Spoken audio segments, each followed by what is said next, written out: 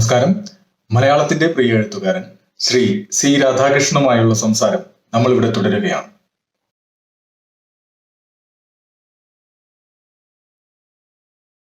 മനുഷ്യന്റെ ആശയവിനിമയത്തിന് വേണ്ടി ഉണ്ടാക്കപ്പെട്ട ഒന്നാണല്ലോ ഭാഷ. പിന്നീട് അത് ആശയങ്ങളെയും അറിവുകളെയും ലേഖനം ചെയ്യാൻ വേണ്ടിയും ഉപയോഗിച്ചിട്ടുണ്ട്. കാലദേശാന്തരങ്ങളിലൂടെ വളരെയധികം ഭാഷകൾ ഉടലെടുത്തിട്ടുണ്ട്, വളർന്നു വന്നിട്ടുണ്ട്. ഇത്തരം അടിസ്ഥാന ഉപാധി എന്നതിന് വളരെ മുകളിലേക്ക് ഭാഷ പലപ്പോഴും വളർത്തപ്പെട്ടിട്ടില്ലേ എന്ന് സംശയം തോന്നാറുണ്ട്. സമൂഹത്തിലെ ഉച്ചനീചത്വത്തിനനുസരിച്ച് തന്നെ പല ഭാഷകളും അവയോട് ചേർത്ത് വെച്ച് പല തരംതിരിവുകൾ ഭാഷകൾക്കിടയിൽ ഉണ്ടാക്കിയിട്ടില്ലേ എന്ന് സംശയം തോന്നാറുണ്ട്. സംസ്കൃതം, അറബിക്, ലാറ്റിൻ, ഇംഗ്ലീഷ് തുടങ്ങിയ ഭാഷകൾ പലതരത്തിലായി അങ്ങനെ കണക്കാക്കപ്പെടുന്നില്ലേ എന്ന് തോന്നാറുണ്ട്. ദൈവഭാഷ, രാജഭാഷ, ഭരണഭാഷ, മ്ലേച്ഛ ഭാഷ എന്നെല്ലാം തരംതിരിച്ച് കാണാനുള്ള ഒരു പ്രവണത പണ്ട് മുതലേ കാണപ്പെടാറുണ്ട്.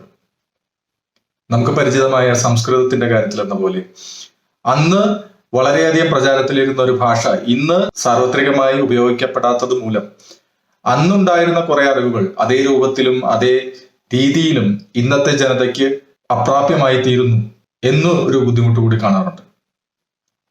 ഭാഷ എന്ന അടിസ്ഥാന വ്യാവഹാരിക ഉപാധി ഇത്തരത്തിലൊരു വലിയ സാമൂഹിക, സാംസ്കാരിക, ഈവൻ മതപരമായ ഒരു തലത്തിലേക്ക് ഉയർത്തപ്പെടുന്നതിനെ കുറിച്ച് സാറിന്റെ കാഴ്ചപ്പാടുകളൊന്ന് വിശദമാക്കാം. ഭാഷകളുടെ കാര്യം പറയുമ്പോൾ എനിക്ക് ആദ്യം ഓർമ്മ വരുന്ന ഒരു കഥ എൻ്റെ കുട്ടിക്കാലത്ത് ഉണ്ടായ ഒരു അനുഭവത്തിൻ്റെ കഥയാണ്. സ്കൂളിൽ പോകുന്ന കാലം 8ാം ക്ലാസ്സിലായിട്ടേ ഉള്ളൂ. പൊന്നാനിയിലെ ഹൈസ്കൂളിലാണ് പഠനം. അച്ഛനൊരു കടലാസ് വന്നിട്ട് പറഞ്ഞു, ഇത് കോടതിയിലെ ഇന്ന വക്കീലിന് കൊണ്ടുപോയിട്ട് കൊടുക്കണം എന്ന് പറഞ്ഞു. ഞാൻ അത് വാങ്ങി സ്കൂളിൽ പോയി മാഷോട് ഒരു പീരീഡ് അവധിയൊക്കെ വാങ്ങി. പൊന്നാനിയിലെ കോടതിയിലേക്ക് പിന്നെ 1.5 നാഴിക നടക്കണം. അവിടെ ചെന്നപ്പോഴേക്കും കോടതി തുടങ്ങിയിരിക്കണം. അന്വേഷിച്ച് ചെന്നപ്പോൾ കോടതിയിൽ ആ വക്കീല് ഒരു കേസ് വാദിച്ചുകൊണ്ടിരിക്കുകയാണ്. അപ്പോൾ എന്നോട് ആരോ പറഞ്ഞു, അങ്ങോട്ട് വക്കീലിൻ്റെ അടുത്തേക്ക് പൊക്കോളൂ, കൊടുക്കാൻ കുഴപ്പമില്ല എന്ന് പറഞ്ഞു. ഞാൻ വക്കീലിൻ്റെ അടുത്തേക്ക് ചെന്നു. വക്കീലിൻ്റെ തൊട്ട് പിന്നിൽ വയസ്സായിട്ട് തീരെ അവശനായിട്ട് ഒരാൾ നിൽക്കുന്നുണ്ട്. അയാളുടെ കേസാണ് വക്കീല് വാദിച്ചുകൊണ്ടിരിക്കുന്നത് എന്ന് എനിക്ക് മനസ്സിലായി. വക്കീലിൻ്റെ ശ്രദ്ധ എന്നിലേക്ക് തിരിഞ്ഞു കിട്ടാൻ ഞാനിങ്ങനെ കാത്തു നിൽക്കുമ്പോൾ ഈ വൃദ്ധൻ വക്കീലിനോട് പറയുന്നുണ്ട്, യജമാനെ എങ്ങനെയെങ്കിലും എൻ്റെ കേസ് ഇന്നൊന്ന് തീർത്ത് തരണമെന്ന്. വക്കീലാകട്ടെ ജഡ്ജിയോട് പറയേണ്ടത് എന്താണെന്നറിയോ ഇംഗ്ലീഷിൽ? Your honour, my clients pleads for a postponement എന്നാണ്. ഇത് കേട്ടപാട് കഷ്ടിപുഷ്ടി ഇംഗ്ലീഷ് അറിയാവുന്ന എനിക്ക് ചിരി വന്നു. ഞാൻ ഉറക്കെ ചിരിച്ചു. അപ്പോഴാണ് എൻ്റെ വക്കീൽ എന്നെ കാണുന്നത്. അദ്ദേഹത്തിന് പേടിയായി. മുഖത്ത് ഭയങ്കര ഭയത്തോടു കൂടി അദ്ദേഹം എന്നോട് പറഞ്ഞു, ചിരിക്കരുത്, കോടതി അലക്ഷ്യമാണ് എന്ന് പറഞ്ഞു. അപ്പോഴേക്കും ജഡ്ജ് ഈ വാദം കേട്ടിട്ട് 18/6 എന്നൊരു തീയതി പറഞ്ഞ് കേസ് 18-ാം തീയതി 6-ാം മാസത്തിലേക്ക് മാറ്റിവെച്ചു. ഇംഗ്ലീഷ് ഭാഷയുടെ ഒരു പ്രാധാന്യം അല്ലെങ്കിൽ ഒരു തേർവാഴ്ചയുടെ ഒരു ഉദാഹരണമാണ് ഇത്. എന്ന് പറഞ്ഞാൽ ഭാഷ എപ്പോഴും അധികാരിയുടെ ഭാഷയാണ്. ലോകത്തൊക്കെ അങ്ങനെയായിരുന്നു. നമ്മൾ ആ അധികാരിയുടെ ഭാഷയായിട്ടാണ് ഇംഗ്ലീഷിനെ കാണുന്നത്. അധികാരി പോയിട്ടും ഭാഷയുടെ അധികാരം ശേഷിക്കുകയാണ്. പശു ചത്തിട്ടും മോരിൽ പുളി പോയിട്ടില്ല എന്ന് പണ്ടാരോ പറഞ്ഞതുപോലെ. ഗേറ്റ് കടന്നാൽ പിന്നെ മലയാളം പറയാൻ പാടില്ലാത്ത സ്കൂളുകൾ നമുക്കുണ്ട്. ഇംഗ്ലീഷ് മീഡിയം സ്കൂളുകളാണ്. കോടതിയിലൊക്കെ അങ്ങനെ തന്നെയാണ്. എന്തിനാണ് അതാന്ന് ചോദിച്ചാൽ അങ്ങനെയാണ് സമ്പ്രദായം, അതുകൊണ്ട് അങ്ങനെ മതി എന്നാണ് വെപ്പ്. ഏത് അധികാരമാണോ നിലവിലുള്ളത് ആ അധികാരിയുടെ ഭാഷയാണ് മുഖ്യഭാഷയായിട്ട്, പ്രധാന ഭാഷയായിട്ട് നിലവിൽ വരിക.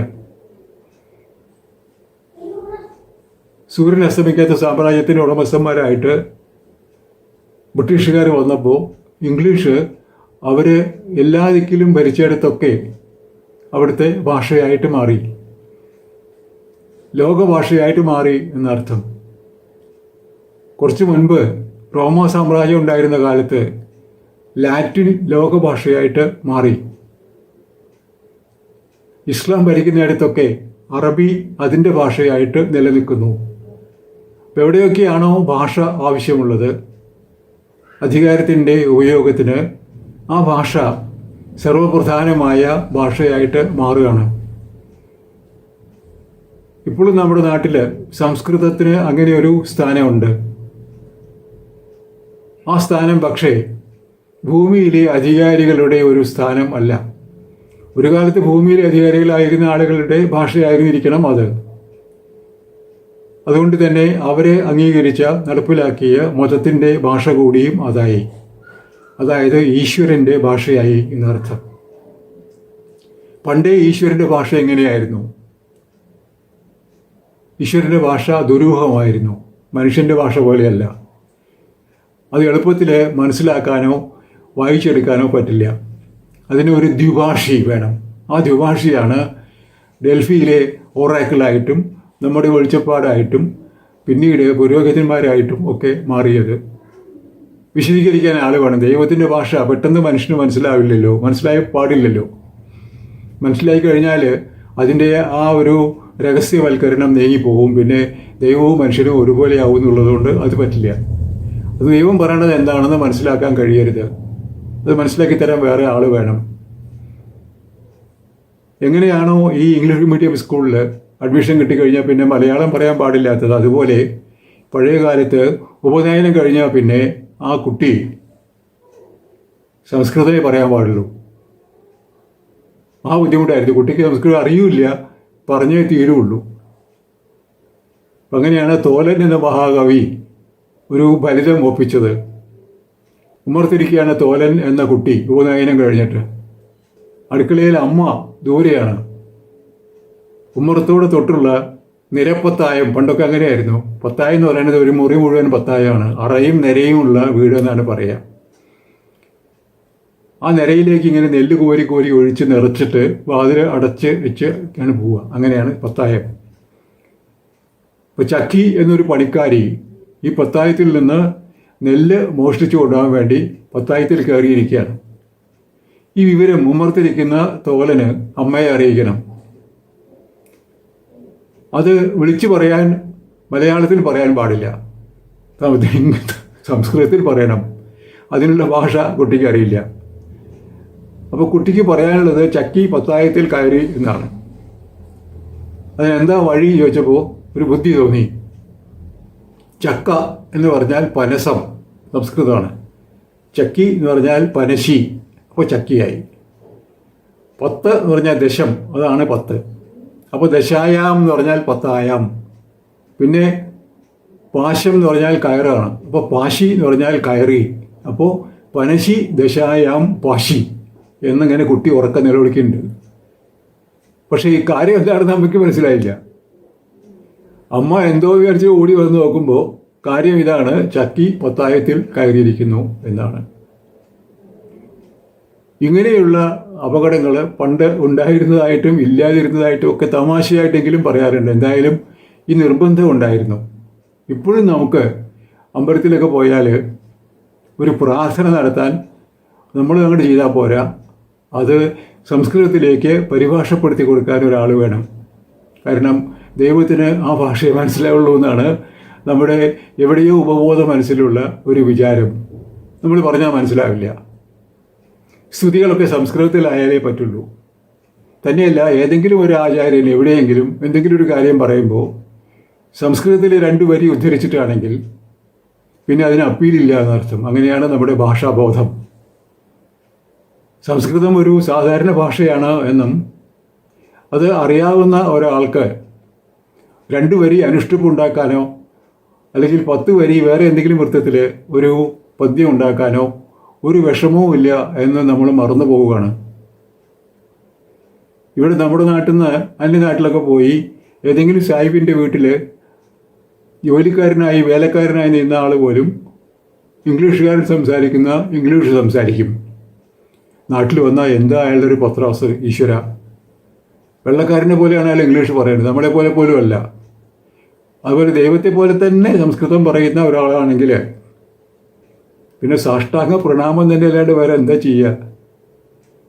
ഇപ്പോൾ ഭാഷ എന്നുള്ളത്, ഭാഷയിലെ അജ്ഞത എന്നുള്ളത് അവരനെ അടിമയാക്കാനുള്ള ഒരു ഉപായമായിട്ട് നമ്മൾ സ്വീകരിച്ചു പോന്നു എന്ന് മാത്രമല്ല, ആ അടിമത്തം അംഗീകരിച്ചതിൻ്റെ തെളിവായിട്ട് അവൻ്റെ ഭാഷയിൽ മാറ്റങ്ങൾ വരുത്തണം എന്ന് കൂടി നമ്മൾ നിർബന്ധിക്കുകയുണ്ടായിട്ടുണ്ട്. അങ്ങനെയാണ് കേരളത്തിൽ എത്ര ജാതികളുണ്ടോ അത്രയും ഭാഷകളുണ്ടായത്.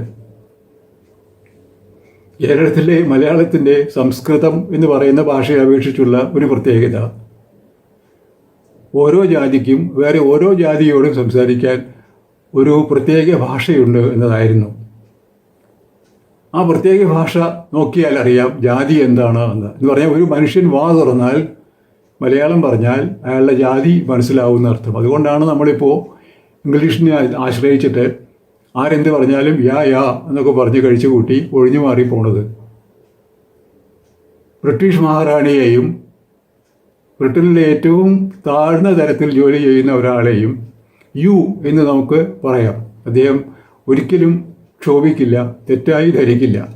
പക്ഷേ ഇന്ത്യയിൽ അത് പറ്റില്ല. വടക്കേ ഇന്ത്യയിൽ പോയാൽ നീ എന്ന വാക്ക് വേറെയാണ്, നിങ്ങൾ എന്ന വാക്ക് വേറെയാണ്, താങ്കൾ എന്ന വാക്ക് വേറെയാണ്. തു തും അപ്പ് എന്ന 3 വാക്ക് തന്നെ വേണം. ഒന്ന് ബ്രാഹ്മണനുള്ളതാണ്, ഒന്ന് ക്ഷത്രിയനുള്ളതാണ്, ഒന്ന് ശൂദ്രനുള്ളതാണ്. തെറ്റിപ്പോയാൽ അടി ഉറപ്പാണ്. പച്ചവെള്ളം പോലും കിട്ടില്ല. ഇവിടെയാണെങ്കിലോ നമുക്ക് ഈ 3 30,000 ഭാഷകളുണ്ട്. ഒരാൾ മരിച്ചു പോയാൽ ചിലരാണെങ്കിൽ ചാവും, ചിലരാണെങ്കിൽ അന്തരിക്കും, ചിലരാണെങ്കിൽ ചരമമടയും, ചിലരാണെങ്കിൽ ഇഹലോകവാസം വെടിയും, ചിലർ പലതും അങ്ങേ അറ്റം വരെ പോയിട്ട് വേർപാടുകളുടെ ഭാഷ ഒരുപാട് ഭാഷയുണ്ട്. തീപ്പെടുന്ന ആളുകളുണ്ട്, സ്വർഗാരോഹണം നടത്തുന്നവരുണ്ട്, അങ്ങനെ മോക്ഷം പ്രാപിച്ചവരുണ്ട്. അങ്ങനെ പോവാണ്. ഒരുപാടുണ്ട് ആളുകൾ. എല്ലാവരും ഒരുപോലെയൊന്നും അല്ല എന്നർത്ഥം. എല്ലാ ജാതിക്കാർക്കും ഒരുപോലെ മരിക്കാൻ പറ്റില്ല. തന്നെയല്ല, നമുക്ക് മലയാളം പറഞ്ഞാൽ മോശമാണ് എന്നൊരു ധാരണ കൂടിയുണ്ട്. സംസ്കൃതം പറഞ്ഞാൽ കേമായി എന്നുള്ളതിന് പുറമേ മലയാളം പറഞ്ഞാൽ മോശവുമാണ്. മീൻ പിടിക്കാൻ പോകാൻ നമുക്ക് ഭയങ്കര മടിയാണ്. മത്സ്യബന്ധനത്തിനാണെങ്കിൽ വലിയ കുഴപ്പമില്ല. അയ്യപ്പ പണിക്കരുടെ കവിതയില്ലേ, മോഷ്ടാവായ എന്നെ കള്ളൻ എന്ന് വിളിച്ചു. കള്ളൻ മഹാമോശമാണ്. മോഷ്ടാവ് കുറേയും കൂടി ഹയർ ഗ്രേഡിലുള്ള ഒരാളാണ്. സംസ്കൃതത്തിലാണല്ലോ വിളിക്കുന്നത്. അതുപോലെ തന്നെയാണ് നമുക്ക് ആസൂത്രണം എന്നൊക്കെ പറയണം, അല്ലെങ്കിൽ കാര്യം നടക്കില്ല എന്നർത്ഥം. മനസ്സിലാവാത്ത ഒരു വാക്ക് പറഞ്ഞാലേ, സംസ്കൃതം പറഞ്ഞാലേ കാര്യമുള്ളൂ, അല്ലെങ്കിൽ ഇല്ല. ഇത് മാനസികമായ ഒരു അടിമത്തത്തിൻ്റെ ലക്ഷണം കൂടിയാണ്. ഇതിനൊക്കെ പരിഹാരമാണ് എഴുത്തച്ഛൻ ചെയ്തു വെച്ചത്. ഒരു മാനക ഭാഷയുണ്ടാക്കി. ശബരിക്ക് ശ്രീരാമനോട് പറയാനും, ആർക്കും ശ്രീരാമനോട് പറയാനും, വസിഷ്ഠന് ശ്രീരാമനോട് സംസാരിക്കാനും ഒക്കെ ഒരേ ഭാഷയാണ് രാമായണം കിളിപ്പാട്ടിലുള്ളത്. അങ്ങനെയാണ് ആദ്യമായിട്ട് മലയാളത്തിന് ഒരു മാനക ഭാഷ ഉണ്ടാകുന്നത്. ഭാഷയാണ് നമ്മുടെ സംസ്കാരത്തിൻ്റെ ആയുധം എന്നുള്ളതുകൊണ്ട് ഭാഷ മാനകമായില്ലെങ്കിൽ പല ഭാഷകൾ സംസാരിക്കുന്ന ആളുകൾ തമ്മിലുള്ള യഥാർത്ഥമായ ഏകത നമുക്ക് മനസ്സിലാകാതെ, സമത്വം നമുക്ക് മനസ്സിലാകാതെ പോകും. അപ്പോൾ ഭാഷ ഏകീകരിക്കുക എന്നുള്ളത്, അതായത് ഭാഷയിൽ ഉച്ചനീചത്വങ്ങളുടെ എല്ലാ സൂചനകളും കളയുക എന്നുള്ളത് അദ്വൈതാധിഷ്ഠിതമായ ജീവിതത്തിന് അനിവാര്യമായ ഒരു കാര്യമാണ് എന്നർത്ഥം. സമന്മാരാണ് എന്ന് നമുക്ക് അറിയണമെങ്കിൽ സമമായി നമുക്ക് പരസ്പരം അഭിസംബോധന ചെയ്യാൻ കഴിയണം. നമ്മുടെ നാട്ടിൽ പണ്ട് നായനാർ എന്ന മുഖ്യമന്ത്രി ഓള് എന്നൊരു വാക്കുപയോഗിച്ച് നമ്മുടെ ഒരു കവയത്രിയെ വിളിച്ചതിൻ്റെ പേരിൽ എന്തൊക്കെ പുക്കാരത്തുണ്ടായിന്നറിയോ? അദ്ദേഹം പാവം ഒന്നും ആലോചിച്ച് ചെയ്തതല്ല. അദ്ദേഹത്തിൻ്റെ വീട്ടിൽ അദ്ദേഹം ഭാര്യയെയും അമ്മയെയും ഒക്കെ പെങ്ങളെയൊക്കെ പറയുന്ന വാക്ക് ഓള് തന്നെയാണ്. അവൾ എന്നാണ് അത്. പക്ഷേ അവൾ എന്ന വാക്ക് വടക്കേ മലബാറിൽ ആർക്കും ആരോടും സ്വന്തം ആൾക്കാരോട് ഉപയോഗിക്കാം. പക്ഷേ തെക്കോട്ട് വന്നാൽ അവൾ എന്ന് പറയാൻ പാടില്ല. തെക്കോട്ട് വന്നാൽ ഒരാളെ നിങ്ങൾ എന്നും പറയാൻ പാടില്ല, താങ്കൾ എന്ന് തന്നെ പറയണം. അല്ലെങ്കിൽ അദ്ദേഹത്തെ അപമാനിച്ചു എന്നാണ് അർത്ഥം. മലബാറിൽ നിന്ന് വരുന്ന ആളുകൾക്ക് ഇവിടെ തെക്കോട്ട് വന്നാൽ പലപ്പോഴും ഈ പ്രയാസം ഉണ്ടാകാറുണ്ട്.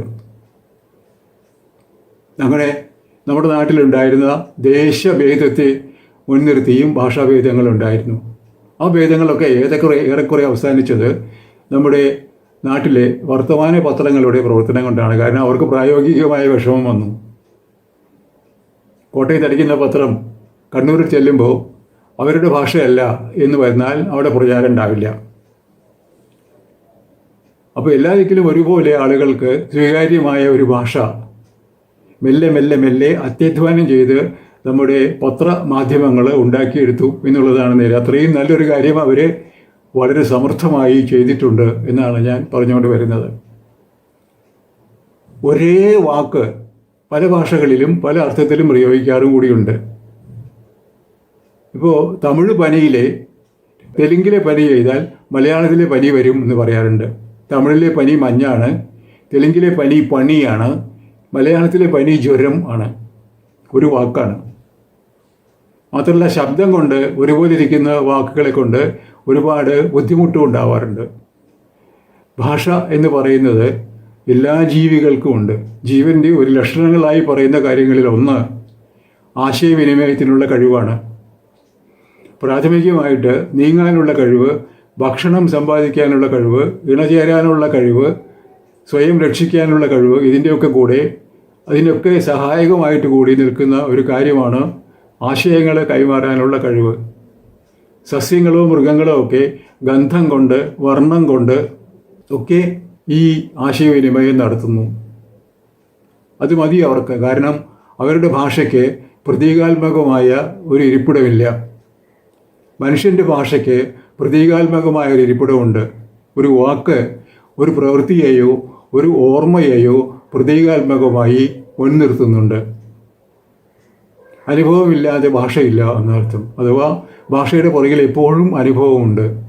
അതുകൊണ്ട് മനുഷ്യൻ്റെ ഭാഷ മനുഷ്യൻ്റെ ബോധത്തിന് സഹായകമായ, അവിജ്ഞാനത്തിന് സഹായകമായ ഒരു ഉപാധിയാണ്. അതിന് ഏകദാനത ഉണ്ടാകുന്നത് ആവശ്യമാണ്. എല്ലാവരും ഒരേ ഭാഷ സംസാരിക്കണം എന്നല്ല. പല ഭാഷകൾ സംസാരിക്കുന്ന ആളുകൾ തമ്മിൽ ബന്ധപ്പെടാനുള്ള സൗകര്യവും ഒരേ ഭാഷകൾ സംസാരിക്കുന്ന ആളുകൾ തമ്മിലെങ്കിലും ഒരേ ഭാഷയിൽ സംസാരിക്കുന്ന സ്ഥിതി ഉണ്ടായാൽ നേരത്തെ പറഞ്ഞ ഏകത, സമത്വം എന്ന ഭാവത്തിലൂടെ അദ്വൈതം എന്ന അവസ്ഥയിലേക്ക് മാനസികമായി കൂടി നമുക്ക് എളുപ്പത്തിൽ പ്രവേശിക്കാൻ കഴിയും എന്നുള്ളത് കൊണ്ട് ഭാഷ വളരെ പ്രധാനപ്പെട്ട ഒരു കാര്യമാണ് അദ്വൈതത്തിൻ്റെ വിചിന്തനത്തിലും പ്രായോഗികമായ അംഗീകാരത്തിലും.